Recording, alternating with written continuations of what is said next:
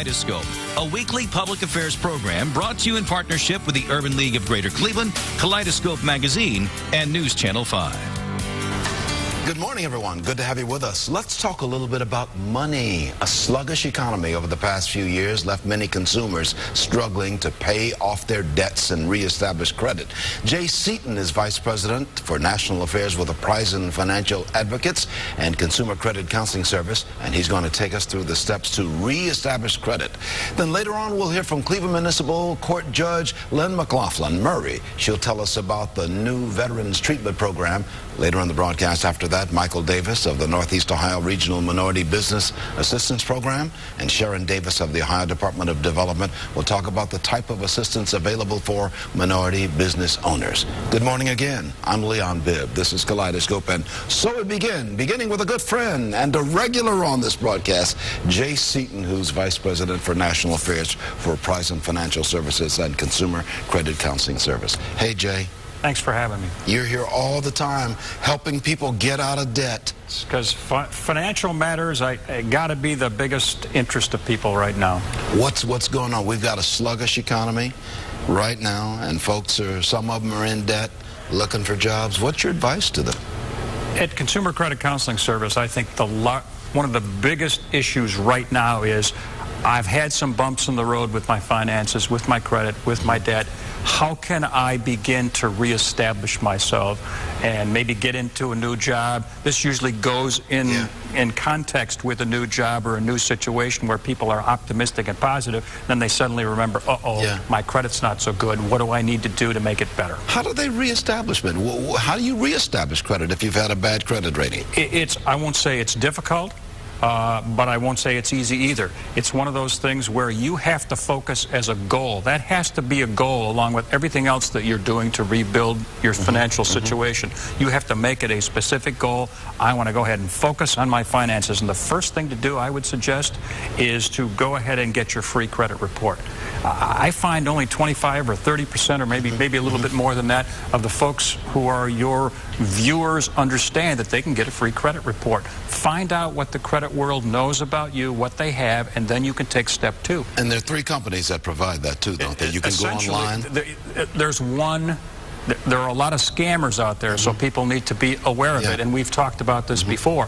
The best way to do it is www.annualcreditreport.com. Annualcreditreport.com. That is the legitimate free site. And then you can find out at least what people are saying about you. You find out what your situation is, what you're behind on in terms of your creditors and your bills, credit cards and the like, and then you can decide, here's what I need to do to pay that to begin to reestablish. When we come to you with a Prison Financial Services and Consumer Credit Counseling Service, what do you do for folks who come in and they say, Jay, I'm in financial trouble?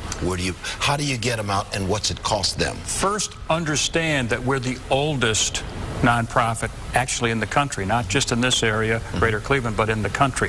What we will do is sit down with somebody and work through a line-by-line budget and build an action plan for them so that they can both get out of debt and then reestablish themselves. And that's for a nominal monthly fee. We have the relationships with the creditors, and we can get them out of debt. That small amount of money they have to pay just for this counseling. Yeah, basically to defray it. And the first session, 90 minutes, telephone, internet, or in person. We have 5 offices in Greater Cleveland. That's free. I'll put a phone number on the screen where you can get more information. 800-355-2227. There it is at the screen. 800-355-2227.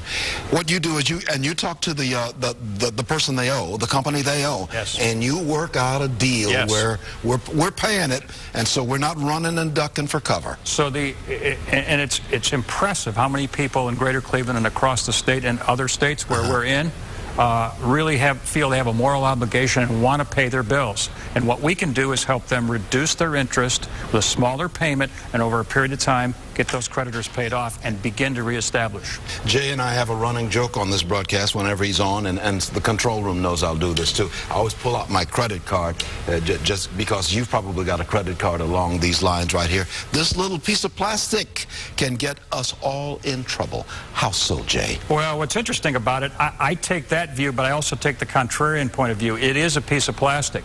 We control it in our purse or in our wallet. So what it can get us into trouble is excessive use and really not paying it off as agreed. I suggest to folks, if you're paying the minimum payment, and now on your bill, all the viewers can see there are pictorial examples of what happens, how long it's going to take you to pay that off if you pay the minimum, and if you add even $5 more to that, how you can reduce that time. I tell folks, if you can do it, struggle. Add $5 or $10 over the minimum, you'll get out of debt. And if you can pay this thing off every month, you'll be okay. You are in the best shape of all, and that's my urging if you can do it. But if you can't, even $5 or $10 more than the minimum will get you out of debt. I find sometimes the best thing to do with this credit card is put it back in my wallet and walk away.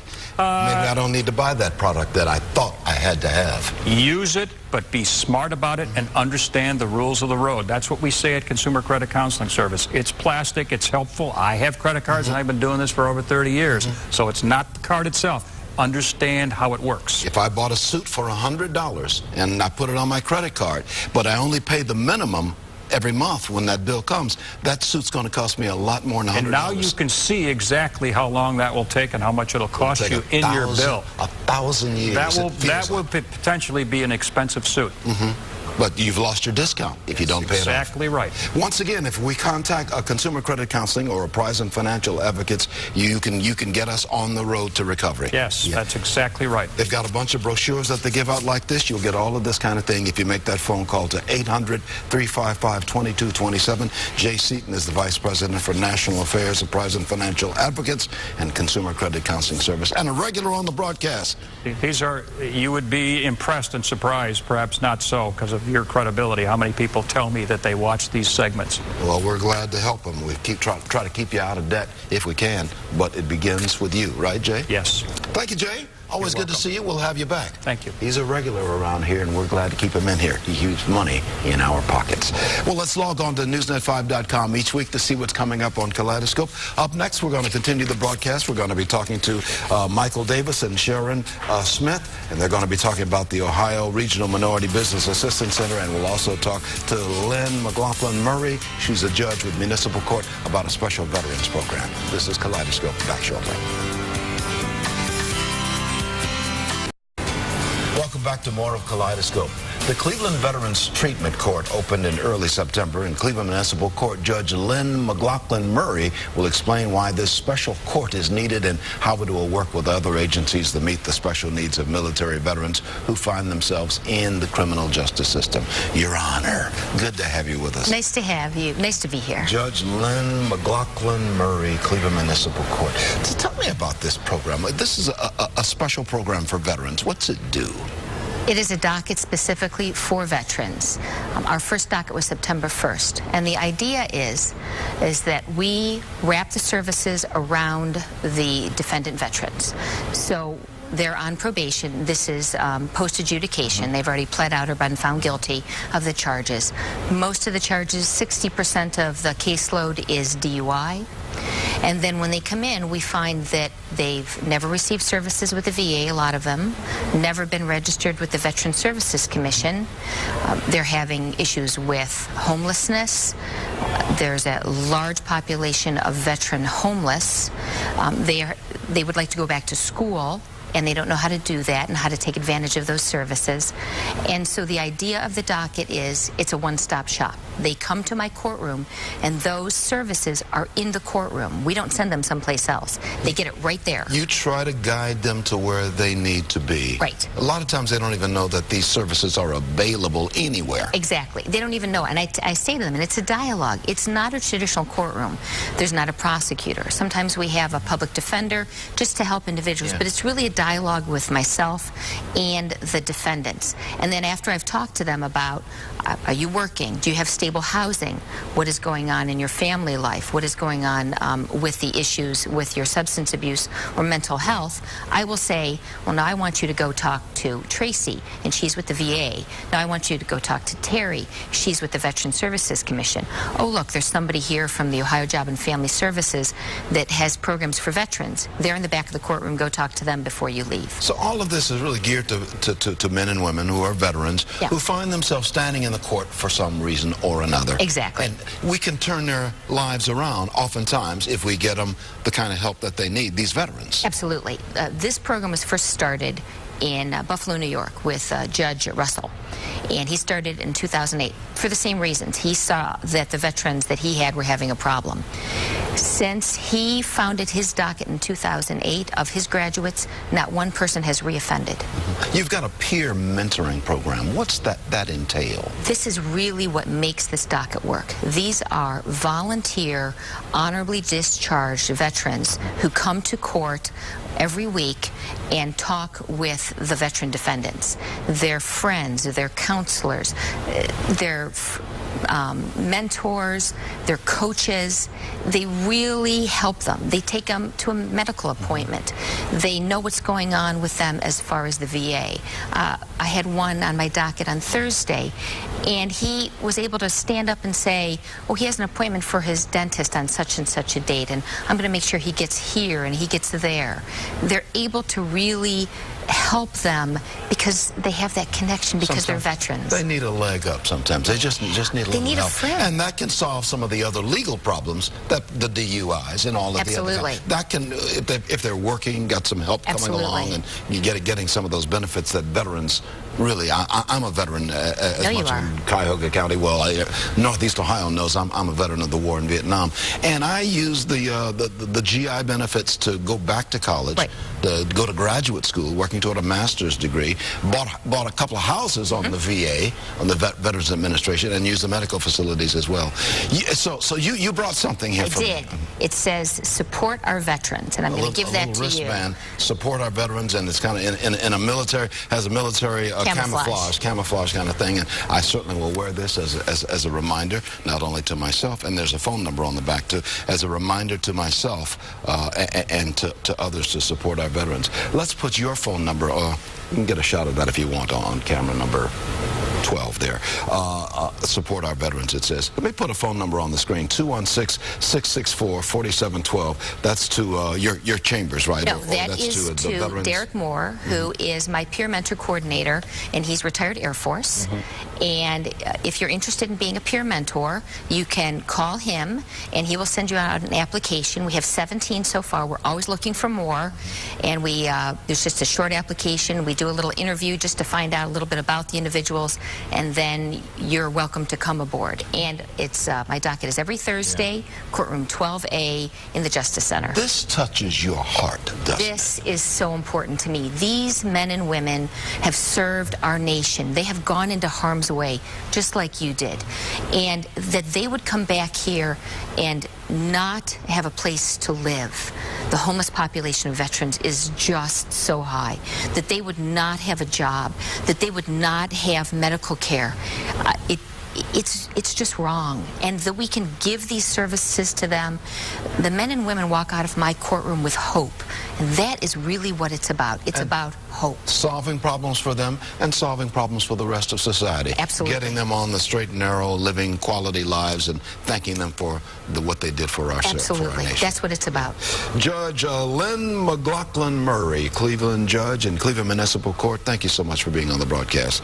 Once again, that phone number is 664-4712. You can get more information on what we're talking about. And you opened up in September 1st. So we're really just getting started on this. Absolutely. I've had my 4th docket. We did one actually at the VA on September 8th, and that was an amazing experience every Thursday. Thank you. Thank you for what you do, Your Honor. And thank you for your service. My pleasure. My pleasure. It's what we do. It's what we do here. Good to have you on the broadcast. We're going to take a break. We'll be right back with more after this.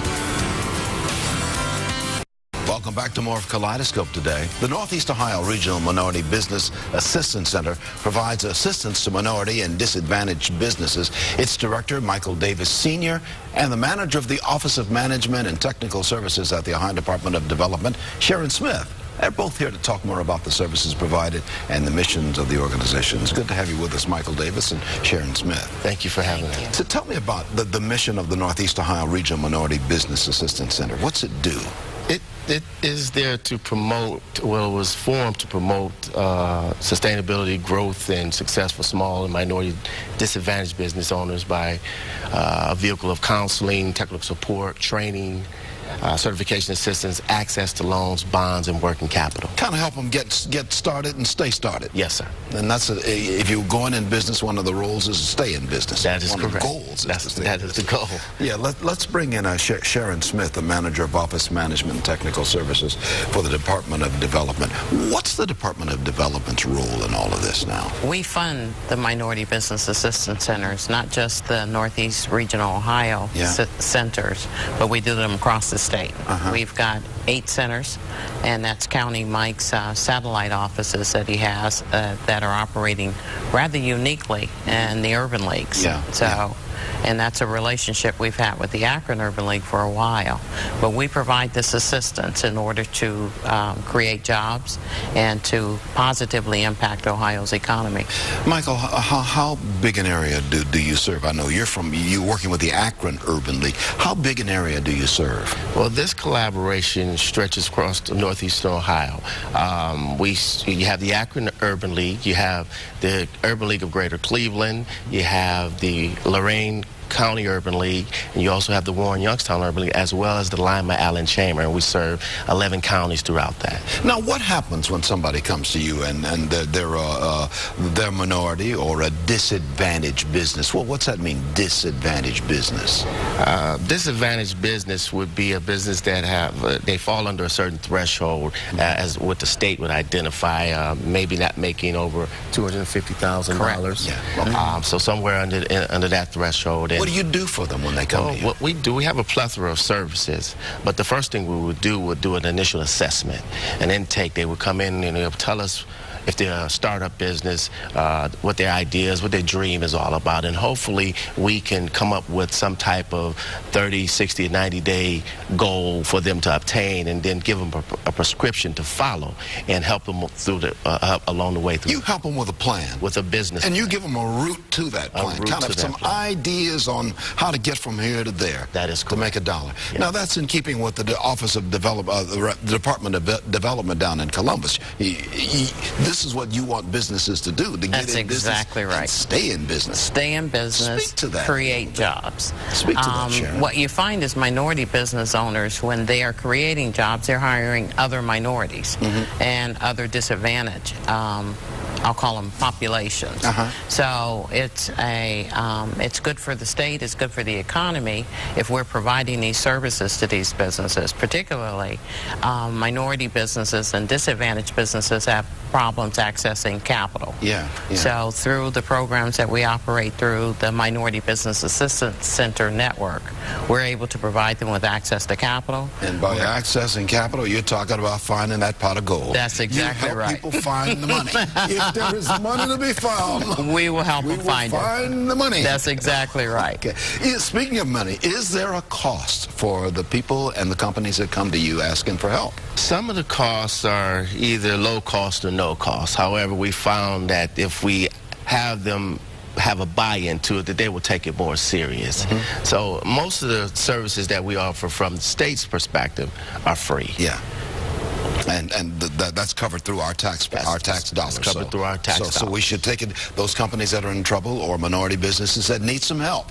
They need they understand that they've been paying taxes, we've been paying taxes all along, and that these services are there for them. That is correct. Let's put a phone number on the screen where we can get more information on everything that we've been talking about. We've got a couple of phone numbers there. You see them right there. Now that first one, that's a 234 number, 542-4144. And I just learned that 234 number, that's the new Akron area code, or one of the Akron area codes, right? That is correct. That's legitimate. 23. This is new to me. 234-542-4144, or you can call the office of the Development Department of Ohio, 614-466-5700. You can get more information on everything that we've been talking about. Give us a final thought on why you see this as important, Michael.